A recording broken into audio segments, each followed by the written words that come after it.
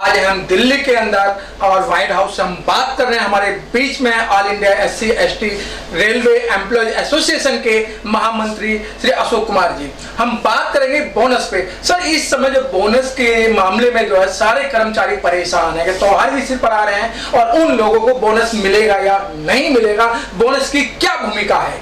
देखिए, ऐसा है कि जो रेल कर्मचारियों को जो बोनस मिलता था वो दशहरे से पहले बोनस मिल जाता था, जिसकी वजह से दुर्गा पूजा में खर्च, जो लोग दुर्गा पूजा मनाते हैं वो दुर्गा पूजा में खर्च करेंगे, दिवाली में खर्च करेंगे, और ये परिपाटी पिछले 40 साल से चली आ रही है। और जो बोनस जो मिलता है वो प्रोडक्टिविटी लिंक बोनस है, उत्पादकता के आधार पर बोनस मिलता है। मैं ये बताना चाहूँगा कि जो रेल के कर्मचारी हैं बड़ी ईमानदारी से और मेहनत करके रेल की सेवा कर रहे हैं। आपने देखा होगा जब पेंडेमिक कोविड-19 कोरोना महामारी जो अभी वर्तमान में चल रही है, जब पूरा देश लॉकडाउन हो गया, पूरा संस्थान लॉकडाउन हो गए, मात्र एक रेल के कर्मचारी ऐसे थे जो फ्रेट ट्रेन को उन्होंने चलाया, गुड्स ट्रेन को चलाया और एक स्थान से दूसरे स्थान खाद्यान्न सामग्री ले गए। यानी कि देश में कोई भी आदमी भूखा न मरे। ये रेल के कर्मचारियों ने ही किया, जिसमें हमारे रेल के ड्राइवर थे, जिसमें हमारे रेल के गार्ड थे, जिसमें हमारे रेल के पटरियां मेंटेन करने वाले ट्रैक मेंटेनर थे, टेक्नीशियन थे, यानी तमाम सिग्नलिंग स्टाफ, ऑपरेशनल स्टाफ और कंट्रोल का स्टाफ, इन सारे लोगों ने उस समय ड्यूटी की थी जिस समय पूरा देश जो है अपने घर में बैठा हुआ था महामारी को देखते हुए, और जो वर्तमान में भी महामारी चल रही है। जबकि हमने जब रेल चलाई थी, हमने गुड्स ट्रेन जो चलाई थी, उसमें हमें प्रॉफिट हुआ, मुनाफा हुआ है। उस मुनाफे के आधार पर हमारे रेल के कर्मचारियों को बोनस मिलना चाहिए। ये उनका अधिकार है, ये बोनस उनका अधिकार है। इस अधिकार को भारत सरकार को बंद नहीं करना चाहिए। और समय से अब भी समय है कि दुर्गा पूजा आने वाली है, दशहरा शुरू हो गया है, नवरात्रे शुरू हो गए हैं, मतलब बहुत सारे त्यौहार आगे आने वाले हैं जिनमें लोगों की जो खर्च करने की कैपेसिटी है इसी से प्रभावित होती थी। जो बोनस है, अगर लोगों को बोनस नहीं मिलेगा तो मैं समझता हूं कि लोग बहुत बुरी तरीके से वित्तीय हालत उनकी खराब हो जाएगी। लेकिन सर, अभी सीतारमण जो वित्त मंत्री हैं सीतारमण जी, वो कह रहे हैं हम 10,000 रुपये एडवांस देंगे। वो 10,000 का क्या मैटर रेलवे वालों के लिए? देखिए, ये आप दो बातें लिंक कर रहे हैं।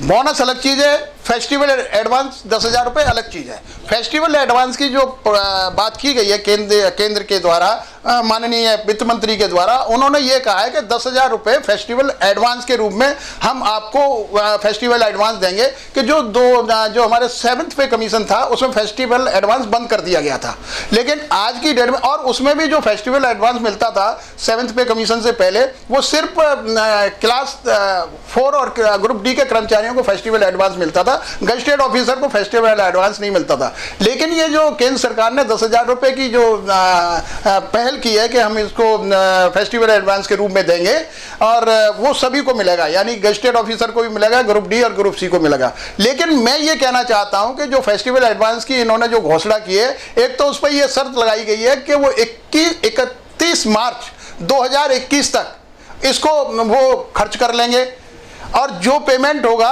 वो उनके एक कार्ड के रूप में उनके खाते में आएगा। एटीएम के द्वारा भी वो पैसा नहीं निकाला जा सकता। यानी कि आप जो खर्चा करेंगे वो कार्ड के द्वारा परचेजिंग करेंगे और कार्ड के द्वारा ही उसको खर्च करेंगे, आप कैश उसका विड्रॉवल नहीं कर सकते। इसकी जो कटौती होगी वो 1,000 रुपये महीने 10 किस्तों में होगी, इंटरेस्ट फ्री होगी। ये तो वो बात हो गई। ये पैसा हमारा, आप हमें हमारा पैसा दे रहे हैं और हमसे शर्त लगा रहे हैं कि भाई आपको 10,000 रुपये दिया जाएगा तो आप 30,000 रुपये खर्च करेंगे, और वो भी उन वस्तुओं पर खर्च करेंगे जिस पे 18% या 12% GST लगती है। मैं ये बताना चाहता हूं कि 10,000 रुपये दे के 30,000 रुपये आप खर्च कराना चाह रहे हैं। 30,000 रुपये अगर किसी कर्मचारी के पास होंगे तो 10,000 रुपये एडवांस क्यों लेगा? और 10,000 रुपये एडवांस लेगा तो ये शर्त किस बात की लगाई जा रही है कि आप इतना पैसा खर्च कर देंगे तब आपको 10,000 रुपये एडवांस जो है फेस्टिवल एडवांस इंटरेस्ट फ्री मिलेगा। एडवांस पहले भी इंटरेस्ट फ्री होता था, आज भी आपने इंटरेस्ट फ्री किया है, मैं तो धन्यवाद करना चाहूँगा। लेकिन अगर इसको जो खर्च करने की कैपेसिटी उनको अधिकार दे दिया जाता है कि इन 10,000 रुपये को वो किस तरीके से खर्च करना चाहेंगे, ये इस पर शर्त लगाना कि आप इसको मार्च 2021 तक तो खर्च कर लो इसको, और आपको ये चीज़ें परचेज करनी पड़ेंगी, आपको कैश नहीं दिया जाएगा, आपके एटीएम से विड्रॉ नहीं कर सकते उसको, आपको कार्ड के रूप में उसको पेमेंट किया जाएगा। तो ये शर्तें लगाना मेरे ख्याल से जायज़ नहीं है।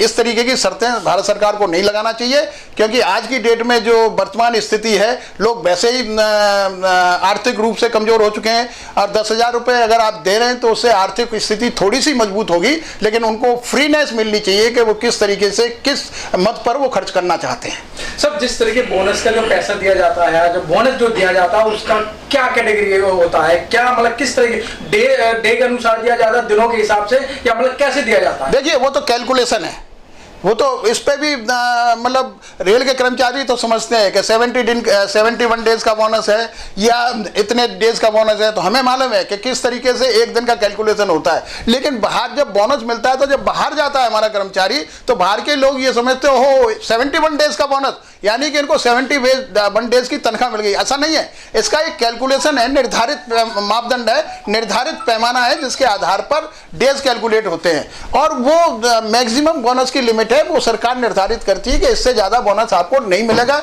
इतने डेज का बोनस मिलेगा आपको। और ये उत्पादकता के आधार पर बोनस मिलना था। उत्पादकता हमारा यानी कि जो गुड्स ट्रेन जो चल रही है, अगर हमें मुनाफा हुआ है तो हमको बोनस मिलना चाहिए।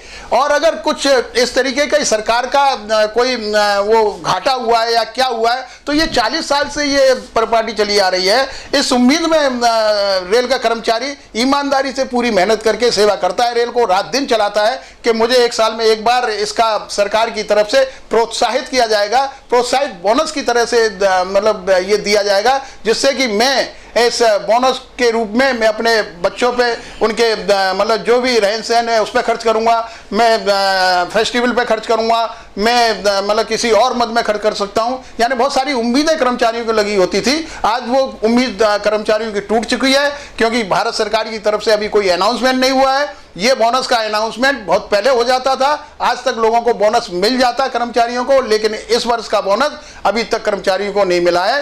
ये बड़े दुख की बात है, ये बड़े ही मतलब अफसोस की बात है कि भारत सरकार इस बोनस के ऊपर कोई विचार विमर्श या कोई चर्चा नहीं कर रही। सर, कुछ ट्रेड यूनियनों ने अभी रेल मंत्री से और जो CRBC से बात की थी, तो उन्होंने कुछ अपने पहलू रखे, तो उसमें 74 दिन का देने की बात की थी। फिर जो ट्रेड यूनियनों ने उसको जो 78 दिन का मांगने की कोशिश की है, और क्या लगता है कि आपको ये 78 दिन का ये बोनस मिलेगा?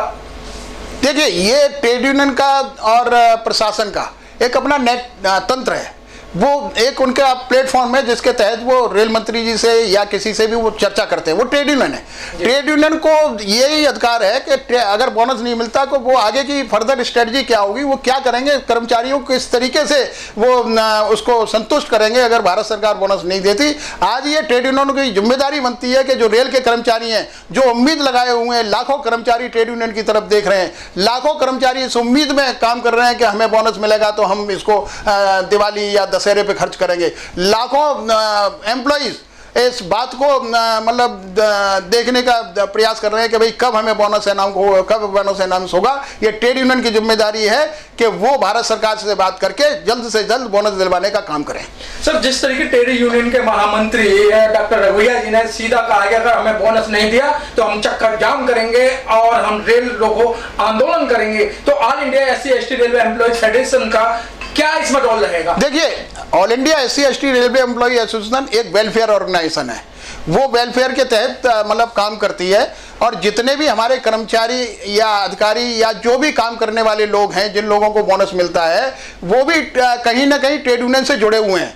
तो जब कोई ट्रेड यूनियन कोई बहुत बड़ा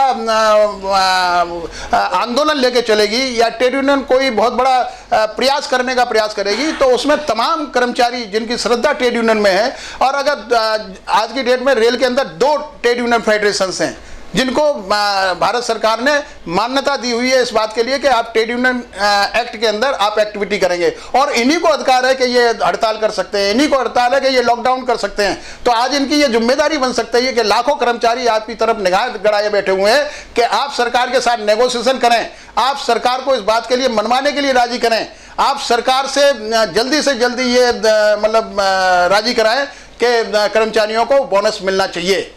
लेकिन सर अब मैं चलते चलते एक आपसे एक अहम क्वेश्चन सर, जिस तरीके से जो गरीब आदमियों की एक आशा थी रेलवे से कि इस समय जो सरकार ने सारे तंत्र खोल दिए गए, चाहे होटल है, पार्क है, सारी चीजें खोल दी गई हैं, लेकिन जो गरीबों की जो पैसेंजर गाड़ियां हैं उनको रेल मंत्री या रेल प्रशासन क्यों नहीं खोल रहा, क्या कारण है?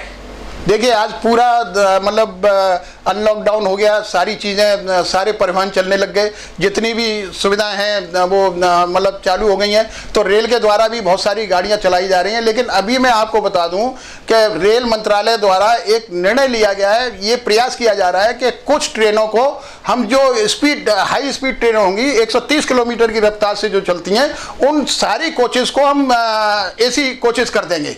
यानी कि उसमें जो जनरल कैटेगरी के कोच थे, जो स्लीपर के कोच थे, उनको हटा करके सब एसी कर देंगे। तो इस विषय पे जो आपने मुझसे पूछा है कि जो गरीब आदमी आज भी जो रेलवे है गाजियाबाद से दिल्ली और दिल्ली से पलवल 10 रुपए में हम पैसेंजर को ढोते हैं अपनी पैसेंजर ट्रेन में। अगर वही सारी ट्रेनें एयर कंडीशन हो जाएंगी या वही ट्रेनें किसी प्राइवेट प्लेयर्स के द्वारा चलवाई जाएंगी, तो जो रेलवे का अपना कंसेप्ट है कि वो वेलफेयर एक्ट में वेलफेयर के लिए जनता के वेलफेयर के लिए कुछ काम करती है।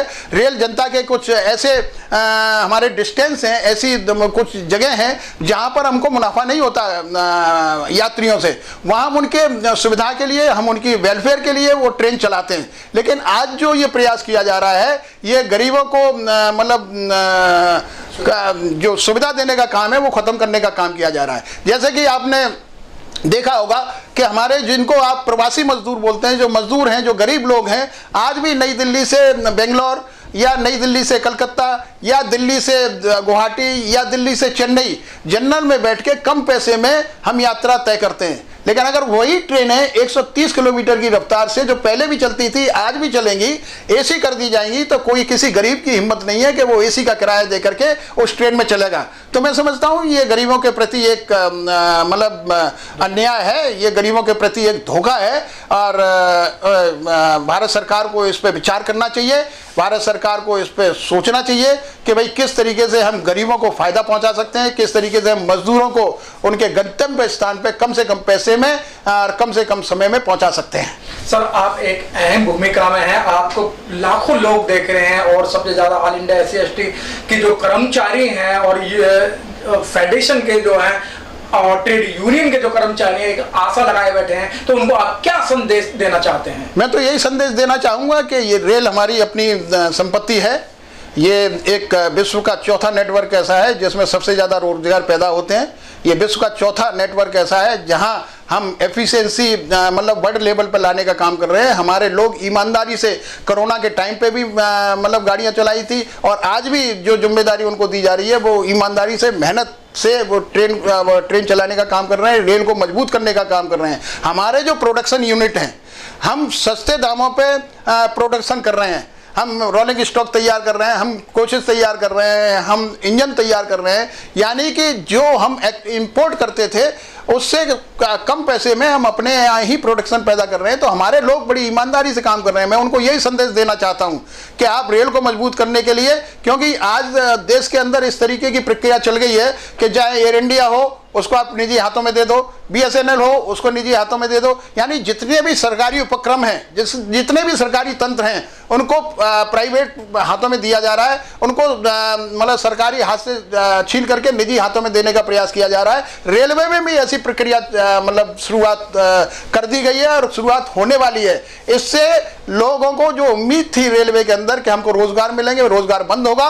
और खास करके मैं अनुसूचित जाति जनजाति के तमाम लोगों से ये कहना चाहूँगा कि अगर रेल के अंदर निजीकरण होता है, एयर इंडिया के अंदर निजीकरण होता है, अगर देश में सरकारी उपक्रम निजीकरण या निजी कंपनियों के हाथ में जाते हैं तो उसमें आरक्षण का कोई प्रावधान नहीं है। मेरा भारत सरकार से अनुरोध है, निजीकरण करना है तो जो बाबा साहब डॉक्टर भीमराव अंबेडकर ने पूना पैक्ट के माध्यम से जो समझौता किया था, जिसमें ये निश्चित किया गया था कि प्रोपोर्शनेटली जनसंख्या के आधार पर अनुसूचित जाति जनजाति को सरकारी नौकरियों में, सरकारी निकायों में आरक्षण मिलेगा, तो निजीकरण में भी आरक्षण का प्रावधान करें। हमें कोई ऐतराज नहीं है पूरी रेल को, क्या पूरे देश को निजीकरण कर दें, लेकिन अनुसूचित जाति जनजाति को जो प्रोपोर्शनेट जनसंख्या के आधार पर जो आरक्षण की बात की थी वो हमारी मांग जारी रहेगी। हमें निजीकरण में भी आरक्षण चाहिए, ये हमारी पुरानी मांग है।